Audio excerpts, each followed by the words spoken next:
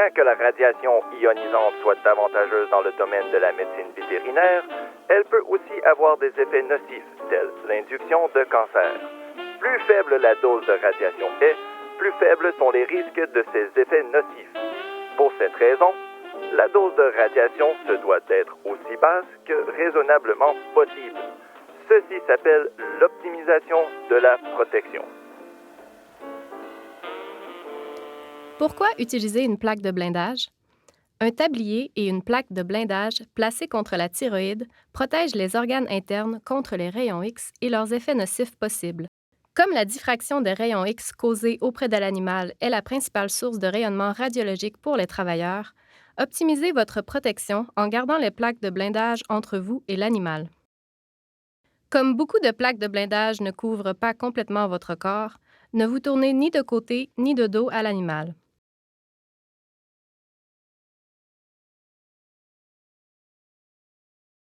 Afin de protéger votre thyroïde, portez la plaque de blindage confortablement contre le cou. Comme la diffraction et le nombre de rayons X diffusés diminuent rapidement avec la distance, gardez la plus grande distance possible entre votre corps et l'animal. Avant de faire fonctionner l'appareil de radiographie, assurez-vous que vos collègues sont protégés. Souvenez-vous, entre amis, on ne s'irradie pas.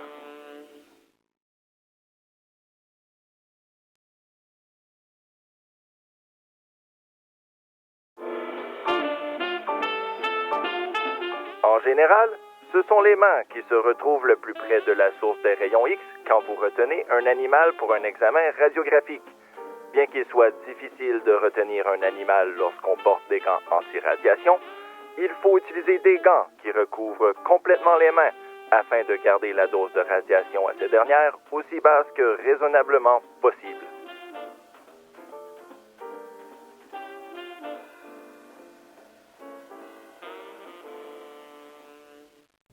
Notez que pas toute protection blindée manuelle utilisée par les travailleurs vétérinaires n'offre une protection adéquate. Pour ces travailleurs, la principale source de rayonnement radiologique est la diffraction des rayons X auprès de l'animal. Pour cette raison, ni l'utilisation de gants anti-radiation à paume ouverte ou de gants déposés sur votre main ne vous protège adéquatement contre le rayonnement radiologique.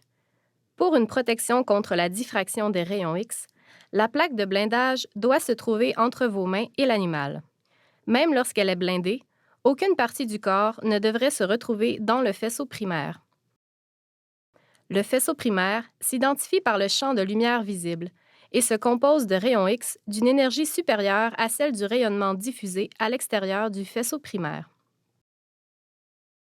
Le radiogramme situé à gauche démontre une main gantée qui est à l'extérieur du champ de lumière. À droite, une main gantée se trouvant dans le faisceau primaire. Les os de la main se retrouvant à l'intérieur du faisceau primaire sont visibles parce que les gants protègent inefficacement contre les rayons X de ce faisceau. Selon les lignes directrices fédérales canadiennes et américaines, afin d'optimiser la protection des travailleurs pendant la radiographie, il faut garder les mains hors du faisceau primaire. Et lorsque la retenue manuelle d'un animal est nécessaire, il faut porter des gants anti-radiation qui recouvrent les mains au complet. Souvenez-vous, entre amis, on ne s'irradie pas.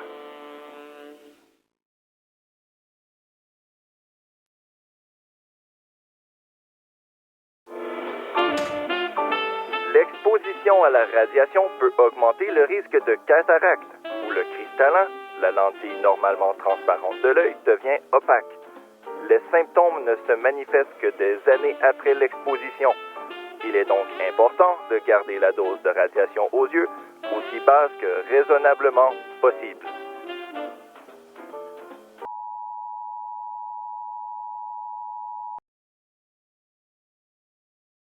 Faut-il utiliser de la protection oculaire? Récemment, des études des données médicales obtenues auprès des survivants de bombes atomiques, des préposés au nettoyage de Tchernobyl, des pilotes et des préposés au nettoyage radiologique ont révélé que la dose de rayonnement pour induire des cataractes est beaucoup plus faible que nous le pensions. La Commission internationale de protection radiologique recommande que la dose maximale de rayonnement radiologique pour les yeux égale celle pour le corps.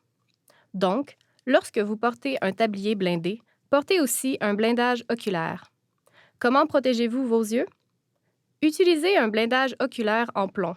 Fixez directement l'animal et gardez le blindage entre vous et la source de rayons X. Toute lunette devrait chevaucher l'arête du nez et être maintenue en place avec une courroie, de façon à ce que les lentilles protègent tout l'œil. Comme les côtés ou le dessous de ces lunettes n'offrent peut-être pas la même protection que les lentilles elles-mêmes, ne tournez pas la tête de côté. La protection des côtés de ces lunettes varie selon le style de blindage oculaire. Comme le nombre de rayons X diminue rapidement avec la distance, gardez la plus grande distance possible entre l'animal et les yeux. Rappelez-vous de garder le blindage entre vos yeux et l'animal et de maximiser la distance entre votre tête et l'animal.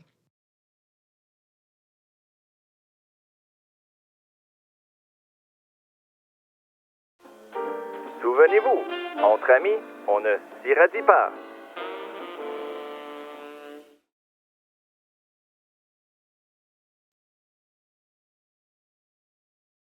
La plus faible dose de rayonnement radiologique se produit lorsque les travailleurs ne sont pas présents dans la pièce.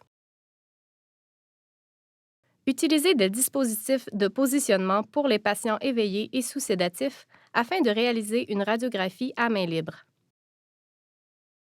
S'il faut utiliser une retenue manuelle, minimisez le plus possible les doses de rayonnement radiologique chez le travailleur.